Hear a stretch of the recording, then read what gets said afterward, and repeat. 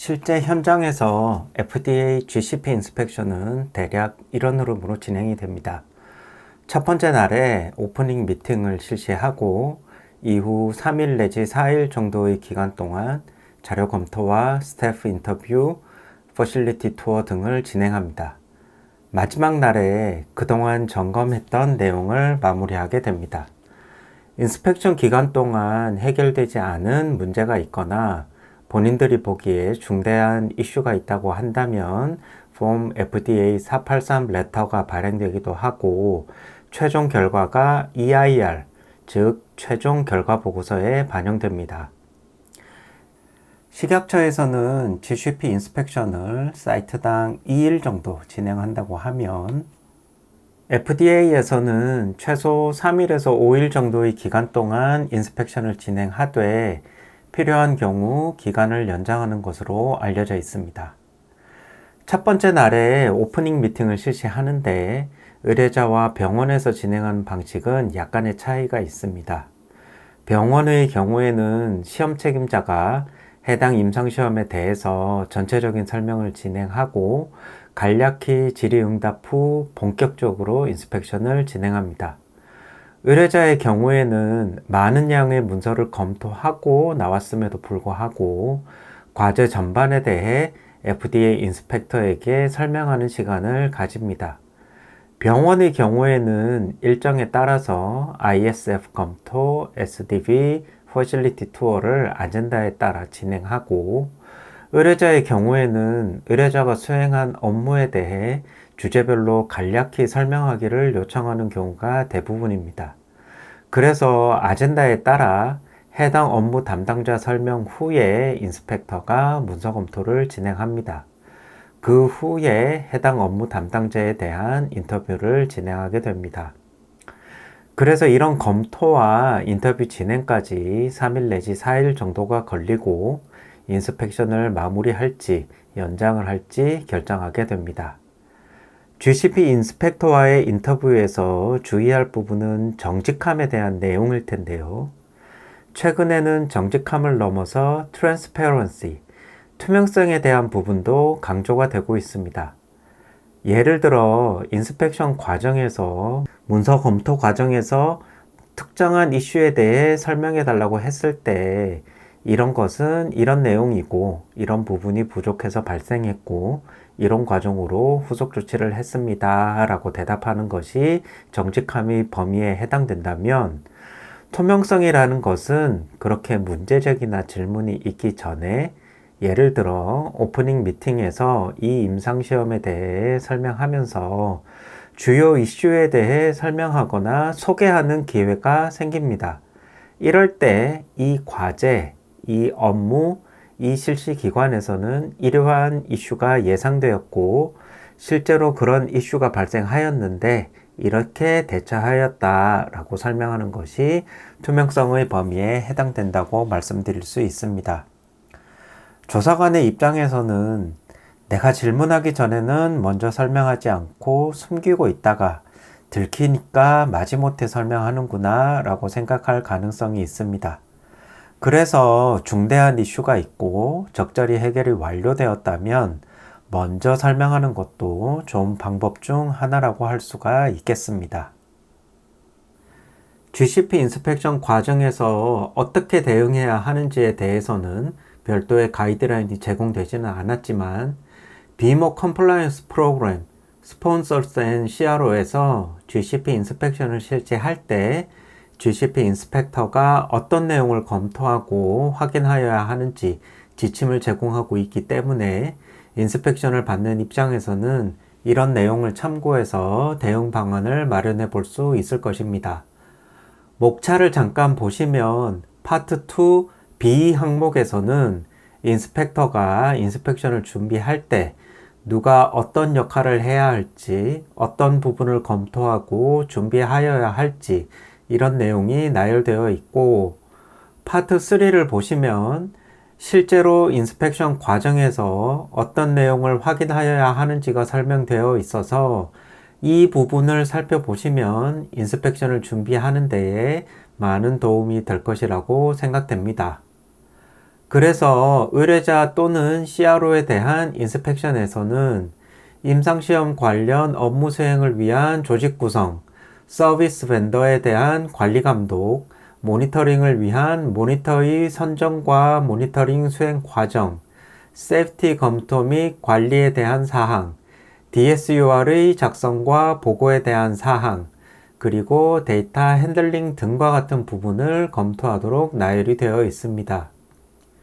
그렇다면 각 주제별로 조금 더 깊게 살펴보겠습니다.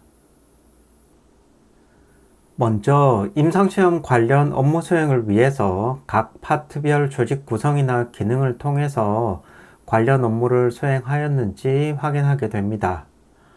임상시험 진행 중 이슈가 발생했을 때 내용을 검토해서 의사결정을 하는 부분이 의뢰자의 중요한 업무 중 하나이기 때문에 주요 업무에 대한 권한이나 의사결정 과정을 검토하게 됩니다.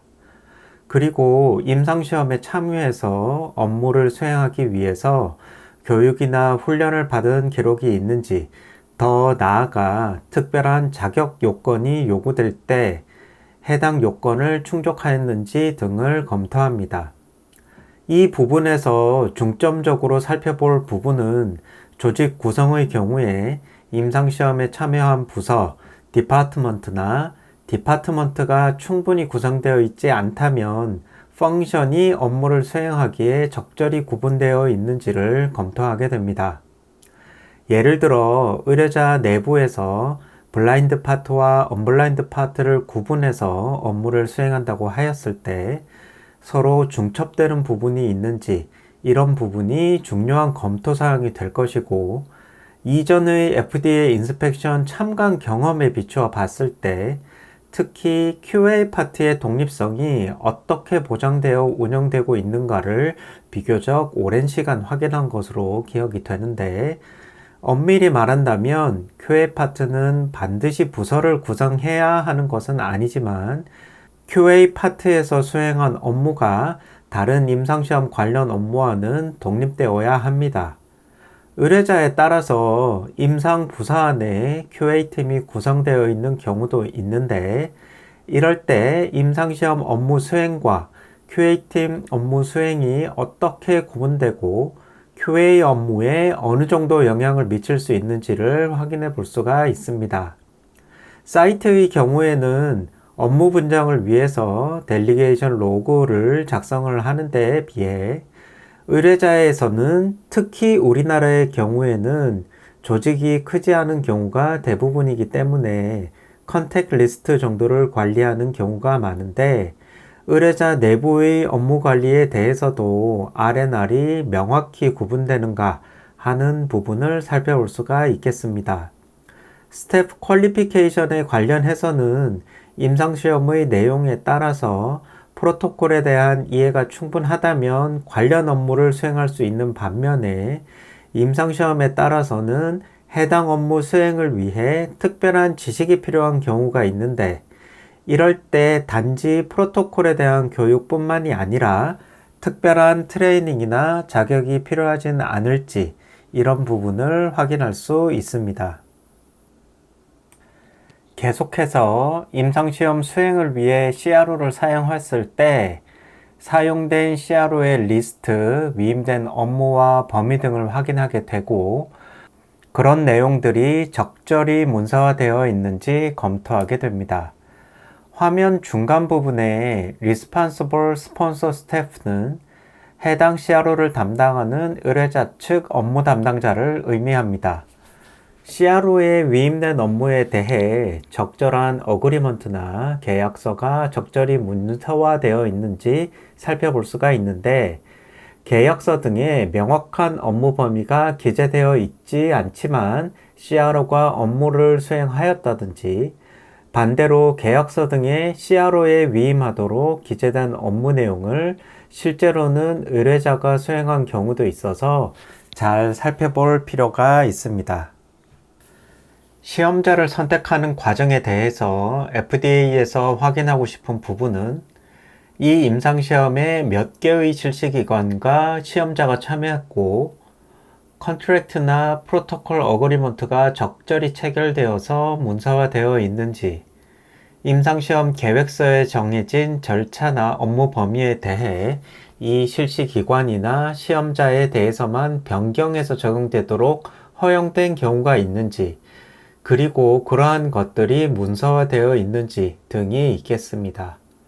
실시기관 또는 시험자 선정 과정에 참여되었다가 최종적으로 임상시험에 참여하지 않은 경우라도 선정 과정과 선정되지 않은 사유가 문서화되어 있어서 TMF에 보관되어 있어야 합니다. 일반적으로 임상시험에 참여한 실시기관 또는 시험자는 임상시험 종료와 함께 참여가 종료되겠지만 특정한 실시기관 또는 시험자에 대해서 조기 종료하게 되는 경우도 생길 수 있습니다. 특별한 사유보다는 시험자의 사정 때문에 조기 종료된 경우도 있겠지만 특정한 이슈로 참여가 중단된 경우라면 해당 사유가 적절히 확인되어야 하겠습니다.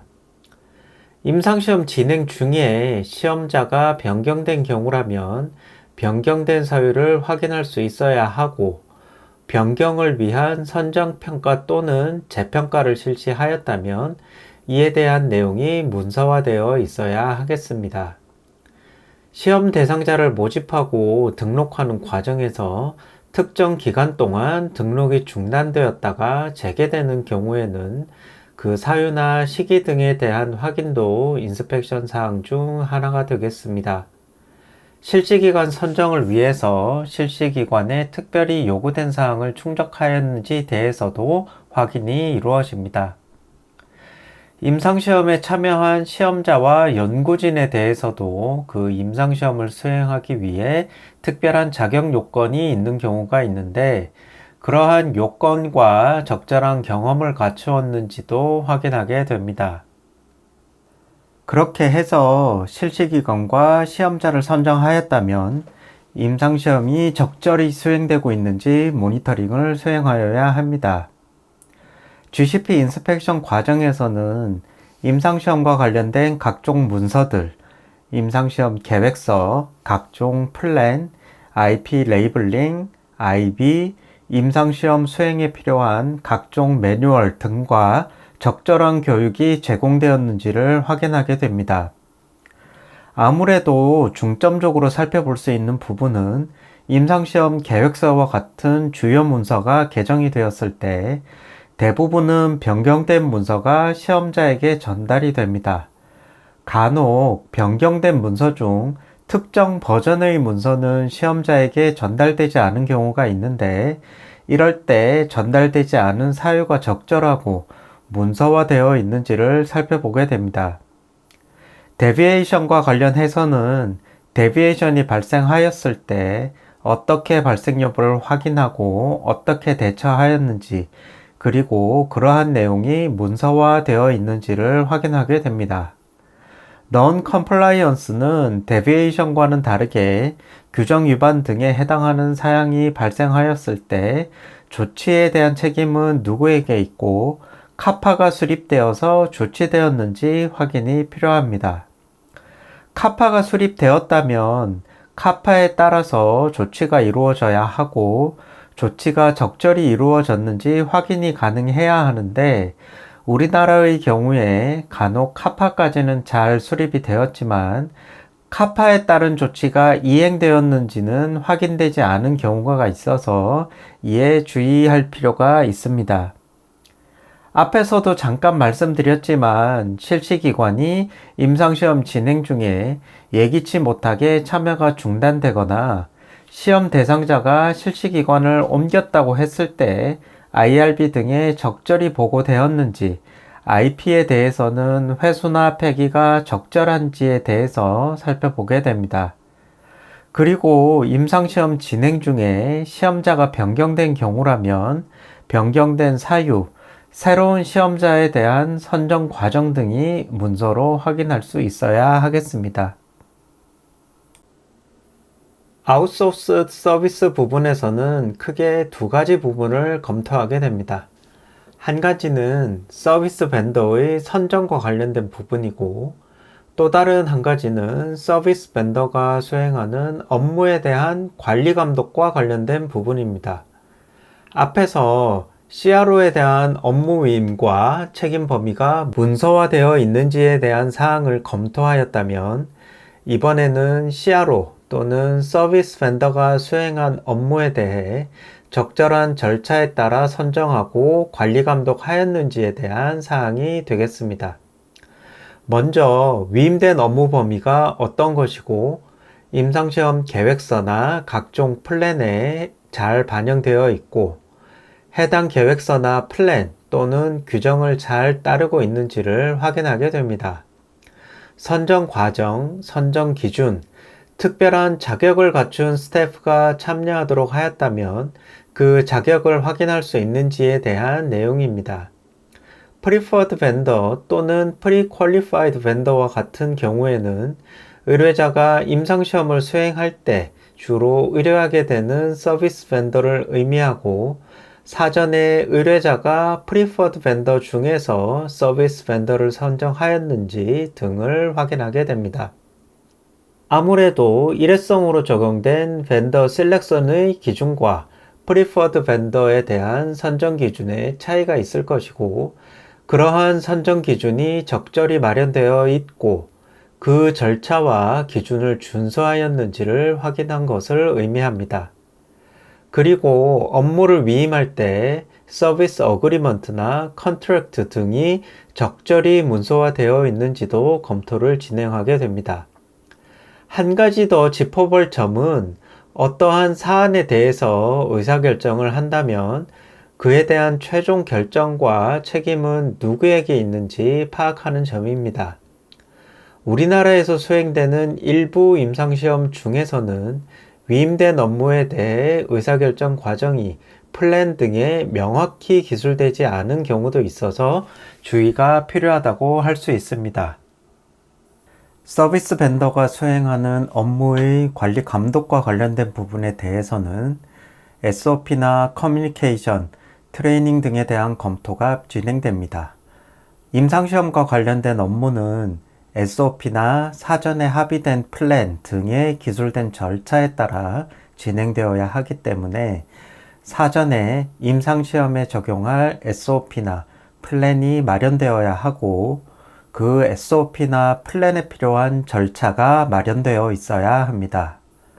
참고로 만일 서비스 벤더의 SOP를 임상시험에 사용한다고 한다면 사전에 벤더의 SOP에 대해서 의뢰자가 평가를 진행하고 임상시험 수행에 적절한 수준인지를 평가하는 과정이 필요할 것입니다. 통상 임상시험에 적용될 SOP는 리스트로 작성되어서 TMF에 보관되어야 하기 때문에 이런 점에 대한 검토가 진행됩니다. 또한 서비스 벤더에 대한 오버사이트를 위해 적절한 SOP나 프로세스가 마련되어 있어야 하고, 정해진 절차에 따라 오디트 등을 포함한 관리 감독이 진행되어야 합니다. 그리고 이런 오버사이트 과정에서 발견된 위반 사항이나 이슈들에 대해 적절한 후속 조치가 이루어졌는지를 GCP 인스펙션 과정에서 확인하게 됩니다. 임상시험 진행 중에 의뢰자와 CRO 사이에 커뮤니케이션 방법과 주기, 형식 등을 포함해서 회의록이나 적절한 의사소통 기록이 문서화되어 있어야 합니다.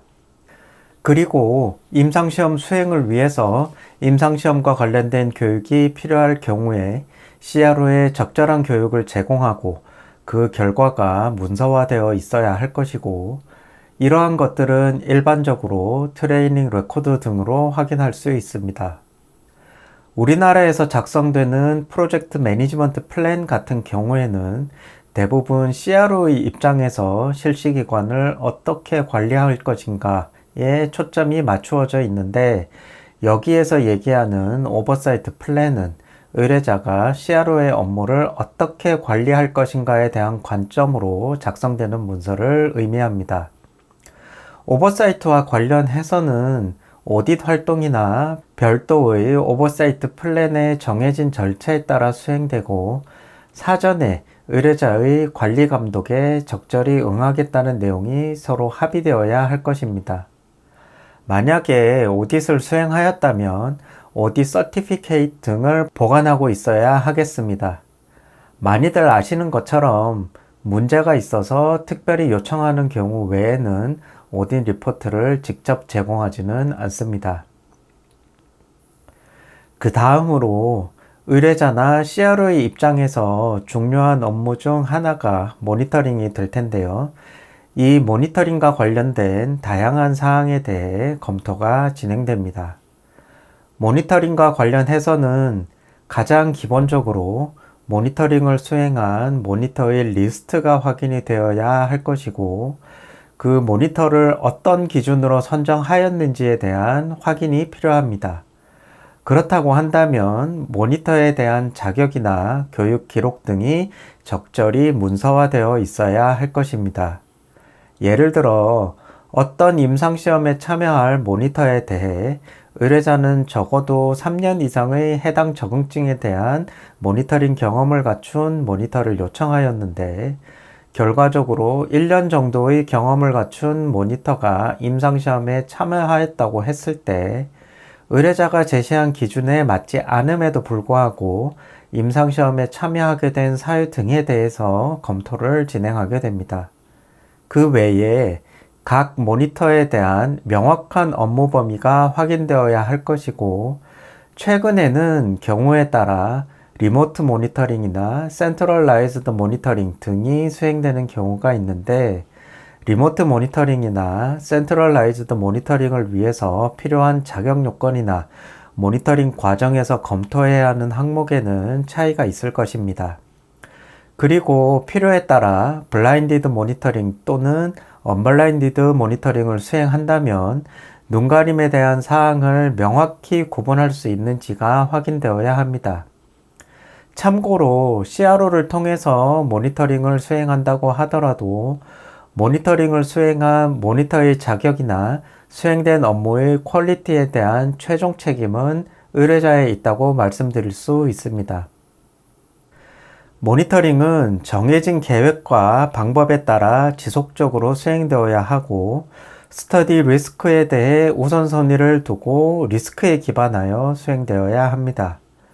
따라서 시험자가 임상시험 계획서와 규정을 잘 준수하였는지 확인할 수 있도록 모니터링 수행에 대한 모니터링 플랜과 SOP, 가이드라인 또는 서면 절차 등에 대한 검토가 수행되며 작성된 모니터링 플랜에 따라 모니터링이 적절히 수행되었는지 확인하게 됩니다. 예를 들어 모니터링 플랜에 기술된 기간에 맞게 방문이 이루어지고 보고서가 작성되었는지 레터나 커뮤니케이션이 적절히 이루어졌는지 등을 확인할 수 있습니다.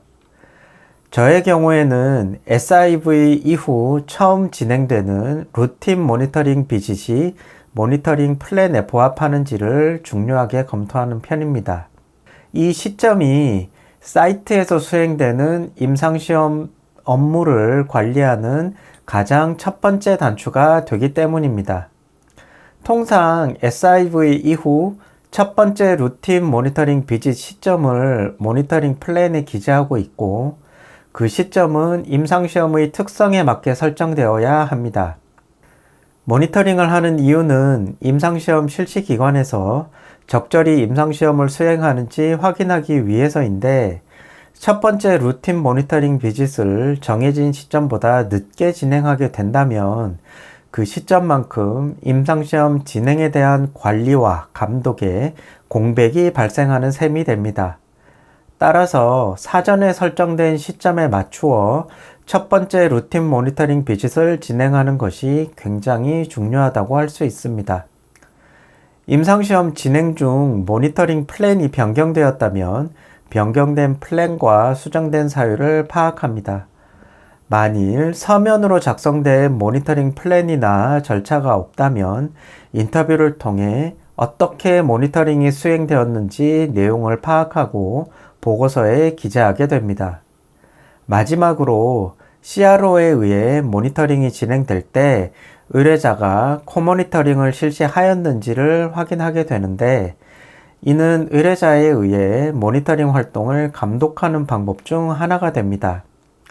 모니터링 절차와 관련해서는 임상시험의 투명성과 규제 준수를 보장하기 위한 필수 과정으로 모니터링 플랜의 검토, 이행 여부의 확인, 수량사항 평가, 모니터링 플랜의 계획 부재 시 인터뷰를 통한 실제 수행 방법, 코모니터링 여부 확인이 핵심 포인트입니다. 모니터링 액티비티에는 SIV, 루틴 비짓, 클로즈아웃 비짓이 포함되어야 하고, 각 방문은 정해진 시점과 빈도에 따라 달라지게 됩니다. 이러한 모니터링 비짓이 모니터링 플랜에 따라 적절히 수행되었는지 확인하게 됩니다.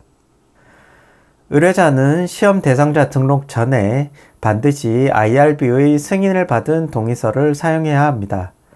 특정 버전의 동의서를 사용하지 않았다면 그 사유가 명확히 확인되어야 합니다.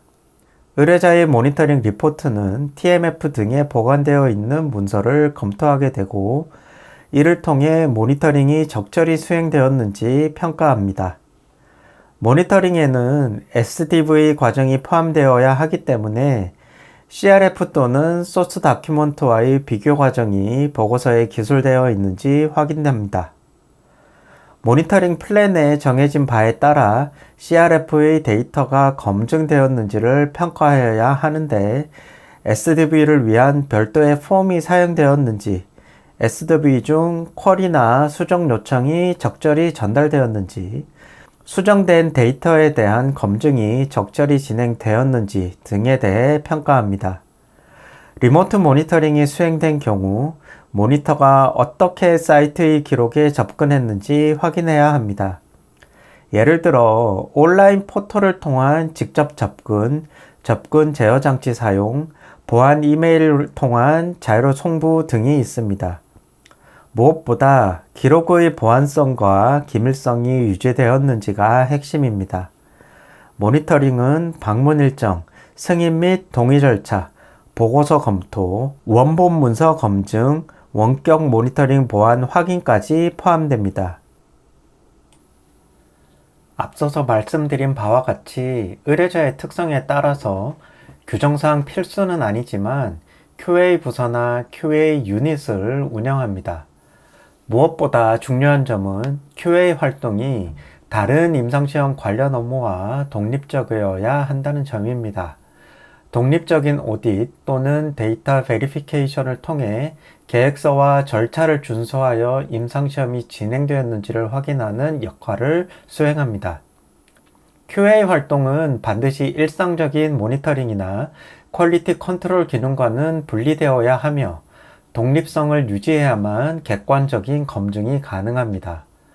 통상 GCP 인스펙터는 특별한 이슈가 있지 않는 이상 오딧 서티피케이트를 중심으로 오딧 활동에 대한 검토를 진행합니다. 세이프티 리포팅과 관련해서는 사이트에서 발생한 SAE에 대해 의뢰자와 FDA 보고에 대한 사항입니다.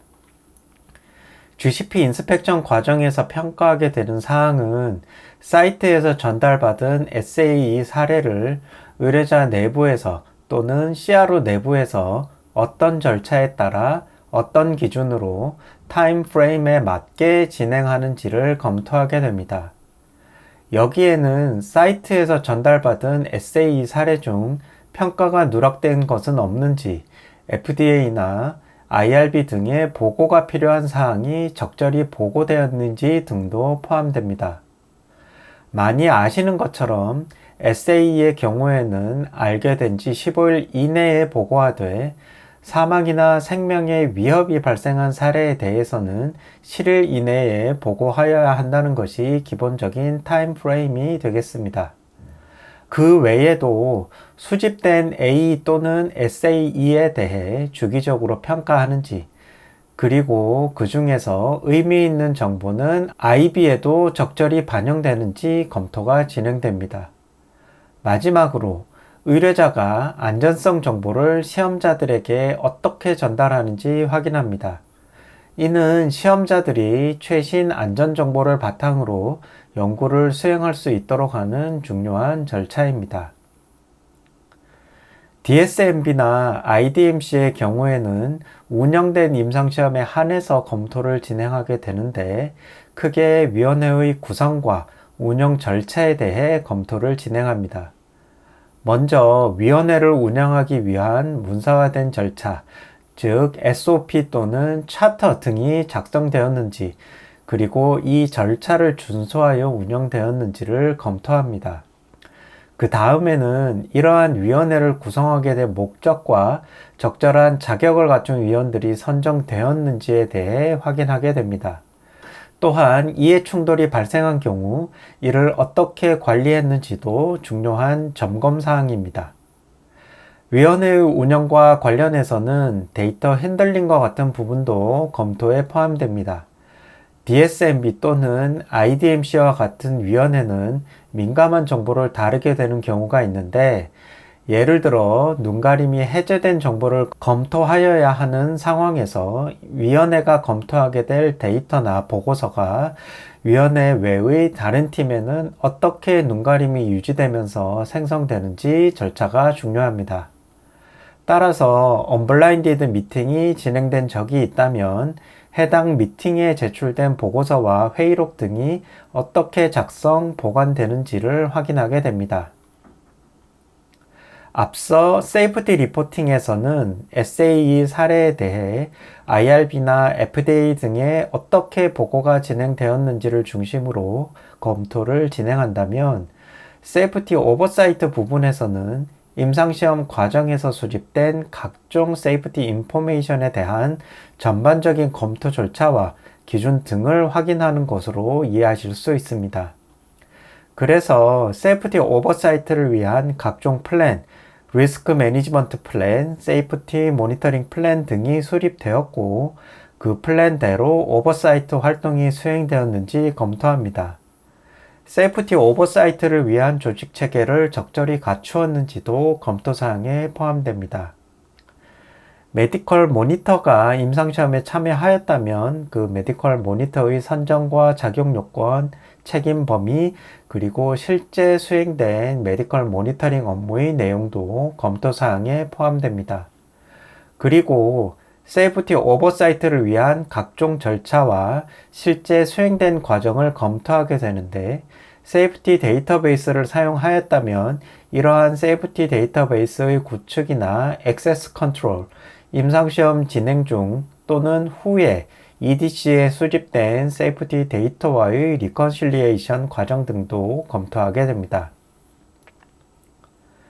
또한 개별 SA 케이스에 대한 평가 과정도 검토 사항에 포함되고, 언블라인딩 프로시저와 같은 경우에는 예를 들어 SA가 발생하고 수사로 평가되어서 IRB나 FDA에 보고되는 과정에서 눈가림이 해제된 평가 내용이나 보고서에 대해 임상 부서에는 어떻게 눈가림을 계속 유지하는지에 대한 사항이 포함된다고 이해하시면 됩니다. 임상시험 과정에서 수집된 세이프티 인포메이션은 후에 종합적으로 평가되어서 그 결과에 따라 임상시험 중단 등과 같은 중요한 의사결정이 필요할 수도 있고, DSUR에 포함되어서 규제기관에 보고되거나 IB 등에 반영될 필요가 있습니다. 이러한 경우에 평가 절차나 의사결정 과정, DSUR 작성 과정, IB 업데이트 작성 과정 등이 검토사항에 포함됩니다. SAE가 엔드포인트에 해당되거나 스페셜 인터레스트에 해당되는 경우에는 의뢰자가 마련한 절차를 준수하였는지 검토하게 되는데, CEC 또는 EAC와 같은 위원회가 설립되었다면 해당 위원회의 구성과 운영을 위한 절차, 운영 과정 등을 검토하게 됩니다. CEC는 클리니컬 엔드포인트 커미티를 의미하고, EAC는 엔드포인트 어저디케이션 커미티를 의미하고, 발생한 SAE가 계획서에 기술된 엔드포인트의 기준에 부합하는지를 평가하는 독립된 위원회입니다. 그 밖에 연구자 주도 임상시험이나 비임상시험, 과학 문헌 등 다른 출처에서 나온 안전성 발견 사항을 의뢰자가 어떻게 평가했는지 확인합니다. 이러한 발견이 안전성 보고 요건을 충족하는지 검토했는지가 중요합니다. ICH E6 GCP 가이드라인이 R3로 개정이 되면서 데이터 거버넌스 챕터가 새로 생겼을 만큼 최근 데이터 매니지먼트에 대한 관심이 높아졌다고 볼 수 있습니다. 임상 시험에서 수집될 데이터의 종류와 형태가 미리 정해져 있어야 하고 그에 맞게 데이터 매니지먼트 플랜이 작성되어야 합니다. 사전에 정해진 데이터를 수집하기 용이한 검증된 시스템이 사용되었는지 확인이 되어야 하고 적절히 검증이 되어야 하며 검증과 관련된 자료는 모두 문서화되어 있어야 합니다. 시스템 보안을 위한 액세스 컨트롤 등의 장치가 마련되어 있어야 합니다. 시스템 밸리데이션과 관련해서는 사용자 요구 조건, 즉 User Requirement가 적절히 설정되었고 그에 맞게 CRF가 구성되고 UAT를 포함한 밸리데이션이 적절히 수행되었는지 문서로 확인할 수 있어야 합니다. 전자 시스템을 사용하는 사람들에 대해 시스템 사용 전에 필요한 교육이 적절히 제공되어야 하고 시스템 변경 등에 따른 후속 교육이 제공되어야 합니다. 시스템 보안 유지와 관련하여 데이터 백업 과정이나 방화벽 설정, 정보의 암호화 설정 등에 대한 사항이 적절히 문서화되어야 합니다. 데이터에 따라서는 해당 데이터에 대한 눈가림 유지가 중요할 수 있습니다. 세이프티 DB에서도 언급했던 바와 같이 ECRF에서도 눈가림 유지가 필요한 데이터의 종류가 파악되어 있고 시스템 내에서 적절히 유지되었는지에 대해 검토하게 됩니다. 만일 예기치 않은 눈가림 해제 사례가 있었다면 그 사유와 조치 내용도 문서화되어 있어야 하겠습니다. 또한 적절한 자격을 갖춘 사람이 데이터에 접근할 수 있어야 하고 데이터에 접근해서 수행된 업무는 오디트 트레일로 확인할 수 있어야 합니다.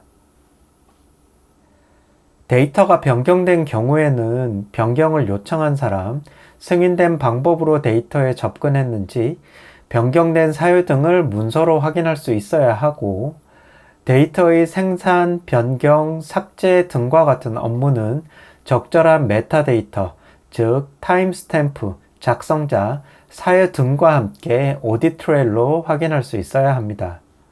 각 사용자별로 고유한 전자서명이 사용되었는지도 중요한 점검사항에 해당됩니다. 데이터베이스 락을 한 이후에는 특별한 사유가 있지 않은 한 언락을 통해 데이터가 변경되지 않아야 하는데 언락이 진행되었다면 언락을 위한 사용과 절차가 명확해야 하고 언락을 통해 특정한 데이터만 변경되었다면 변경된 데이터를 확인할 수 있어야 합니다. 특히 데이터베이스 언락과 리락이 여러 차례 반복되었다면 처음부터 데이터 매니지먼트가 적절히 수행되지 않았거나 의도적으로 데이터를 변경한 것은 아닌지 하는 이미지가 생길 수도 있습니다. 필요에 따라 각종 데이터 리컨실리에이션이 실시될 수 있습니다. 세이프티 데이터를 포함해서 센트럴 랩 수치 등과 같은 데이터와 ECRF에 수집된 데이터를 비교한다면 그 절차와 수행된 내용이 문서로 확인되어야 합니다. 데이터 분석과 관련해서 FDA에서는 C디스크 형식으로 데이터를 제출하도록 하고 있기 때문에 로우 데이터를 추출한 후 SDTM 또는 ADAM 데이터셋으로 전환하였을 때 그 과정이 적절히 수행되었는지에 대해서도 확인이 가능해야 합니다. IP에 대해서 GCP 인스펙터가 의뢰자로부터 확인하고 싶은 사항은 크게 두 부분이 됩니다. 첫 번째는 임상시험에 필요한 수량만큼 IP를 제조하는 과정까지이고 두 번째는 제조된 IP를 각 실시기관에 공급하는 과정입니다. IP를 준비하는 과정에서는 IP를 구성하고 제조해서 출하 승인하는 과정까지가 포함이 될 텐데, 계획서에 맞게 IP를 구성해서 제조 요청은 어떻게 이루어졌는지, 그리고 그 요청에 맞게 IP가 제조되었는지를 확인하게 됩니다. 제조와 관련된 부분은 일반적으로 제조 지시 및 기록서를 포함해서 제조소에 관련 문서가 보관되어 있겠지만, 의뢰자에서도 관련 문서를 요청하는 경우가 있기 때문에 함께 준비가 필요합니다. 레이블링의 경우에는 미국 연방 규정에 규정되어 있는 항목은 임상시험 용도로만 사용 가능이라는 문구를 기재하는 것 외에는 자세히 규정되어 있지 않습니다. 일반적으로 픽스 규정에 맞게 레이블링 항목이 구성되고 결정되었는지를 확인하게 됩니다. 제조소에서는 품질 검사나 최종 출하 승인이 어떤 과정으로 진행되었는지를 확인하게 됩니다. 한 가지 추가로 말씀드릴 수 있는 부분은 눈가림이 필요한 임상시험에서 시험약과 대조약을 제조해서 구성할 때 포장이 완료된 IP에 대해서는 눈가림이 잘 유지되었는지에 대한 검사 항목이 포함되어야 한다는 점입니다. 또한 의뢰자에 의해 최종 출하 승인이 이루어졌는지에 대해서도 검토가 진행됩니다. 지금까지 의뢰자에 대한 FDA GCP 인스펙터의 점검 사항을 살펴보았습니다. 여러분에게 많은 도움이 되었기를 바라겠습니다.